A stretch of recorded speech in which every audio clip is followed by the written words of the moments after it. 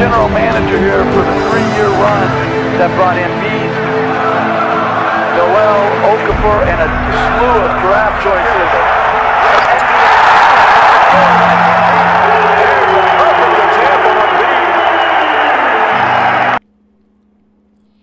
What's going on, guys? Welcome back to the Hoops Reference YouTube channel.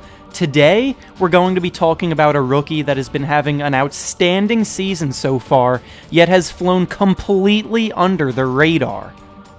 No, it's obviously not favorite for Rookie of the Year Ben Simmons, nor is it contenders Donovan Mitchell or Jason Tatum. It's also not Lauri Markkanen, Kyle Kuzma, or Lonzo Ball. If you haven't figured it out by now, I'm going to be talking about none other than John Collins of the Atlanta Hawks. If you've never heard his name before, it's honestly understandable. Coming out of high school, he wasn't ranked on any big recruiting lists, so the chip on his shoulder started all the way back then. He wasn't a lottery pick, being picked 19th overall, and he attended a school in Wake Forest that didn't get a lot of national recognition at all during the previous college basketball season. Even if you were a major fan of college basketball last year, you may have never heard his name going into the draft. Then, to add to his already under-the-radar reputation, he was picked by, of all teams, the Hawks, who were one of the least flashy teams in the entire league. Also, the Hawks just began their rebuild, and most of their roster is completely made up of mediocre veterans or young guys trying to make a name for themselves. So, to summarize, it's not necessarily your fault if you haven't been keeping up with how well John Collins has been playing this year. Now, to start with the basics, he's averaging 10.8 points, 6.7 rebounds, and 1.1 blocks per game, while shooting 58.6% from the field.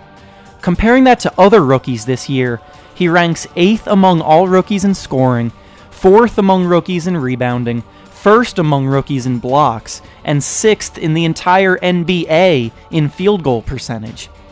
He's already putting up the numbers of a serviceable role player at his position, but what's most special about him so far is that he's already one of the most efficient players in the league. When we take a closer look at his game, we find out why and how he is already so efficient. Collins plays to his strengths, and rarely ventures into areas outside of his comfort zone. He knows that he's not a great shooter yet, so he typically doesn't shoot many jumpers throughout the course of a game. He's taken 261 shots so far this season, and 198 of them have been within 8 feet of the basket, which is about 75% of all of his shots. He shoots about 64.9% on shots from this range as well, so the fact that the majority of his shots come within a distance in which he is already very efficient and converting shows his high basketball IQ knowing to stay in his lane. On all jump shots further than 8 feet away from the basket, he only shoots about 33%, which shows that he is capable of making them on occasion, but it's still not a tool that he can consistently rely on. Luckily, these shots only make up about 25% of all of his shots, so they don't really hinder his production very much at all. Now, for a player that shoots most of his shots around the rim and converts them at a high rate, you might be wondering how he accomplishes this. Well, to start, he's a very good pick-and-roll player, as well as someone who cuts to the basket off the ball. He stands at 6'10", and has an NBA body, he's quick and agile, and he's a super bouncy athlete, with a 38-inch vertical.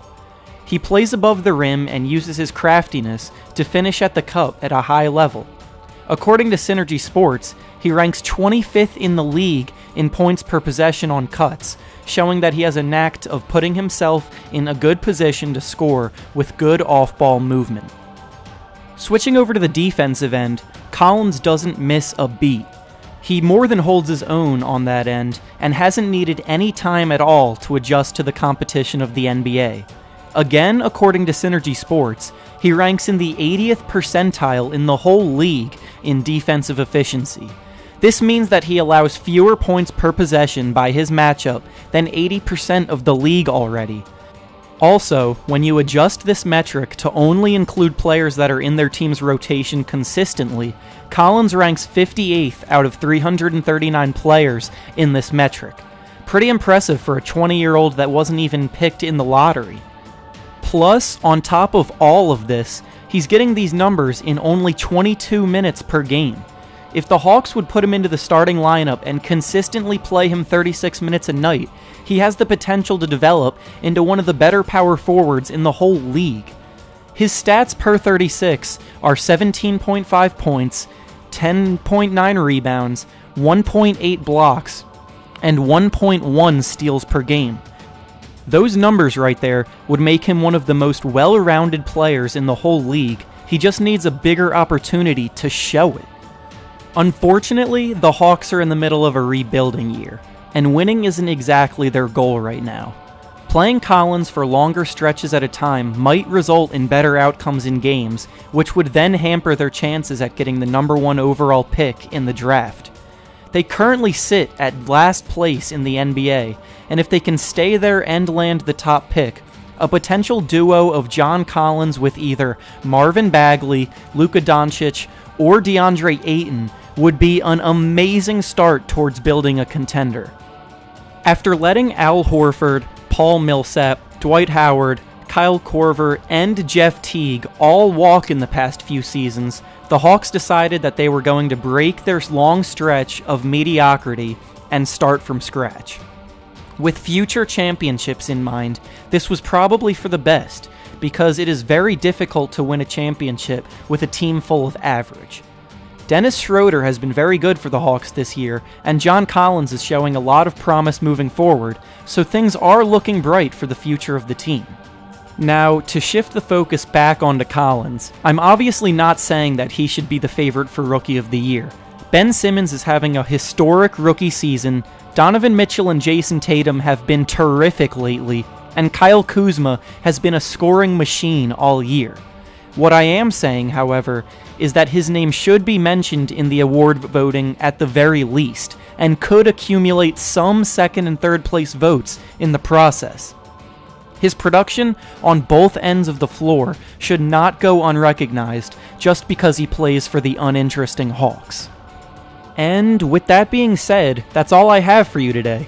Thank you so much for watching, and make sure you subscribe to the channel and leave a like on the video if you enjoyed it. I post new videos every week, so stay tuned for that, and follow me on Twitter for updates and more at HoopsReference. See you next week.